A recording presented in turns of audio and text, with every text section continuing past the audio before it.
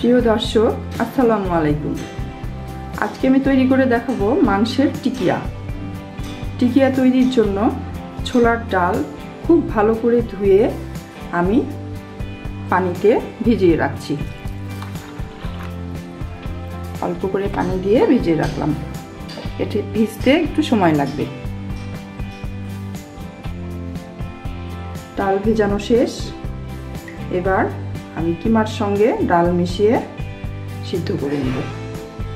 1 cup কিমা রেখেছি আমি।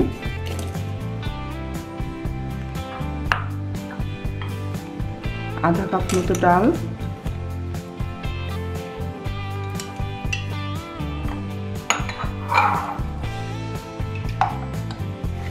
পেঁয়াজ দেব,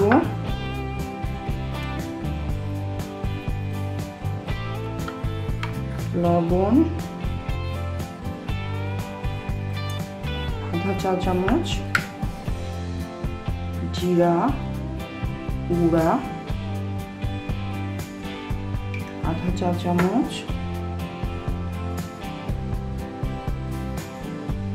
সামান্য হলুদ,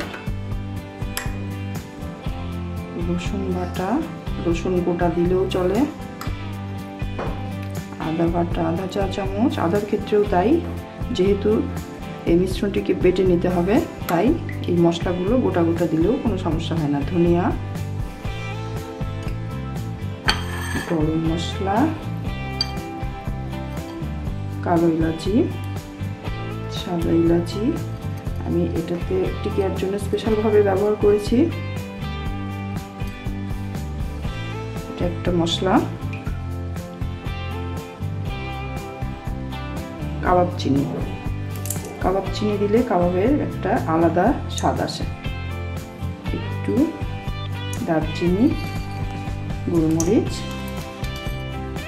তেজপাতা একটা, তেল দিব, এর সঙ্গে একটু মরিচ গুঁড়া মিশিয়ে দিতে হবে।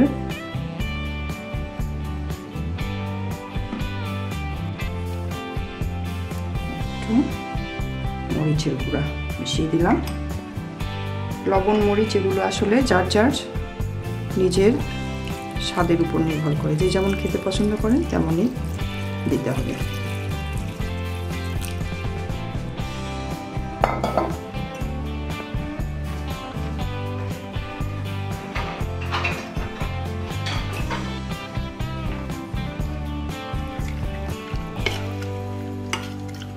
এবার আমি চুলায় 20 মিনিটের মতো সিদ্ধ করে নেব।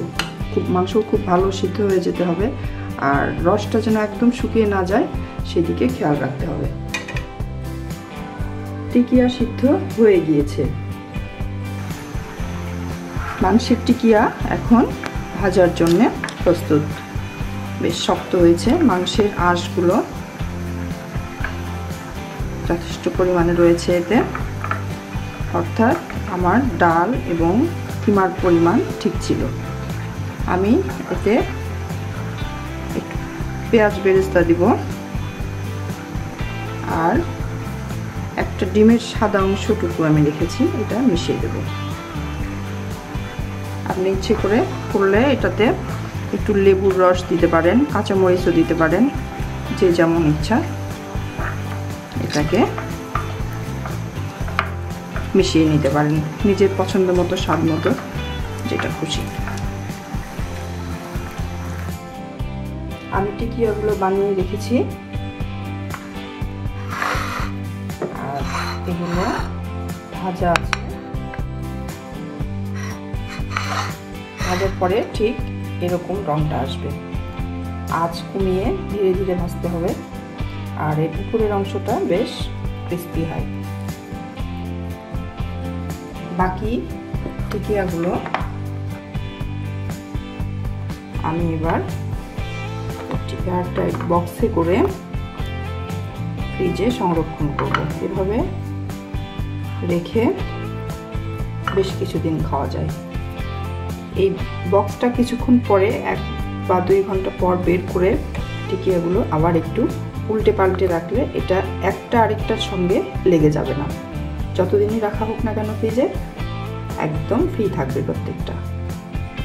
তো দর্শক, আমার রেসিপিটি যদি ভালো লেগে থাকে তাহলে শেয়ার করে আপনাদের আত্মীয় বন্ধুদের জানিয়ে দিন, তারাও সহজে এই টিকিয়া তৈরির পদ্ধতিটি পেয়ে যাবে। আর সাবস্ক্রাইব করলে আমি কিছুটা লাভবান হব, আপনারাও আমার পরবর্তী রেসিপিগুলো খুব সহজে পেয়ে যাবেন।